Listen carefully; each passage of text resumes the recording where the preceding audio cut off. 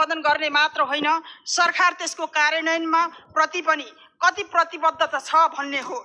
सरकारले अन्तर्राष्ट्रिय मञ्चमा प्रतिबद्धता जनाउने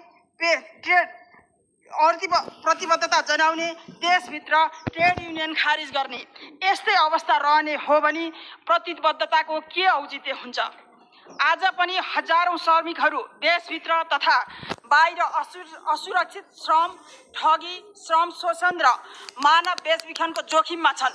बाल श्रम ऐन, कमैया श्रम ऐन, मानव बेचबिखन ऐन, प्रस्तावित र संशोधित ठोस मस्यौदा र समय तालिका के हो सरकारको?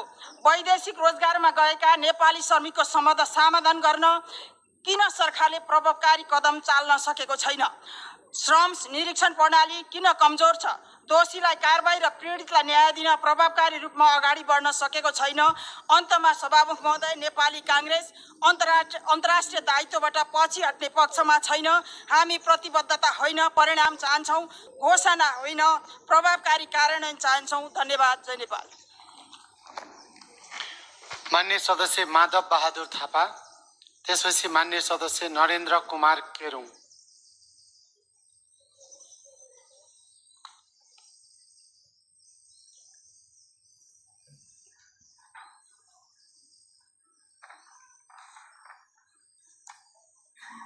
सम्माननीय सभामुख महोदय, अन्तर्राष्ट्रिय श्रम संगठनको बाध्यकारी श्रम महासन्धि 1930 सम्बन्धी सन् 2014 को नम्बर 29 मा विचार गरियोस् भन्ने प्रस्ताव उप आफ्नो धारणा राख्न अनुमति चाहन्छु।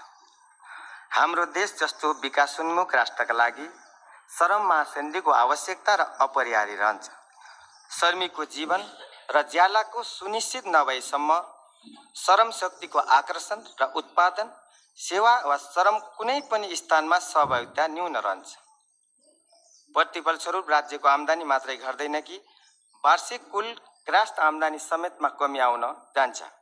श्रमिकहरूको ज्याला, स्वास्थ्य, मनोरञ्जन, आराम लगायतका विषय मात्र नभई श्रमिक र रोजगारदाताको विषयमा निरीक्षण तथा कर्तव्य बोध गराएर मात्र श्रमिकको हौसला बढाउन सकिन्छ, न कि कुनै किसिमको बाल वा अन्य प्रकारको श्रम शोषणका छिटफुट कमी कमजोरी वा ज्यालामा असमानता, श्रमिक स्वास्थ्य सुरक्षा बीमा तथा अन्य सामाजिक सुरक्षाको समेतको ग्यारेन्टी गरी राज्य स्वयं पक्ष भई श्रमिक तथा श्रम रोजगारका महत्त्वपूर्ण स्थानहरूमा निरीक्षण, निगरानी, तालिम, सुरक्षा तथा भवितव्य वा मृत्युसम्मको क्षतिपूर्ति वा सामाजिक सुरक्षा समेतलाई ख्याल गर्नुपर्दछ। श्रम शक्ति नै राष्ट्र निर्माणको मूल मेरुदण्ड हो र जसको सम्मानले मात्र राष्ट्र समृद्ध हुन्छ भन्ने मूल राष्ट्रिय श्रम नीति ऐन कानुनसम्मको घरेलु श्रम ऐन तयार गरी रोजगारदाता र श्रमिकको बीचमा सन्तुलन कायम हुने गरी राज्यले अभिभावकीय स्थानमा रहँदै अन्तर्राष्ट्रिय महासन्धिको मूल मर्मको स्पिरिटभित्र नेपाल पनि विश्व श्रम बजारमा आफ्नो अभिभावकीय भूमिकाबाट बाहिर छैन भन्ने सन्देश दिनुपर्ने हुन्छ।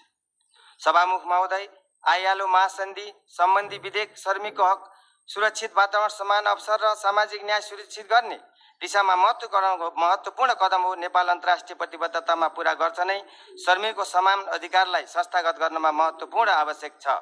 कतिपय सन्दर्भमा यस विधेयकको कार्यान्वयन गर्दा नेपालको आर्थिक अवस्था, साना ठुला उद्योग व्यवसायको अवस्था र क्षमता औपचारिक क्षेत्रमा कार्यरत श्रमिकहरूको अवस्थालाई पनि गहिरो मनन गरी ध्यान दिनुपर्छ। तसर्थ कानुन बनाई कार्यान्वयनको पक्षमा अनुगमन, श्रमिक रोजगारदाता बीच संवाद पनि उत्तिकै आवश्यक। बाल श्रम शोषण, असमान ज्याला, अशक्त बालक, वृद्ध वा कुनै पनि समूह, लिङ्ग र श्रमको निम्ति बाध्य पारिने छैन।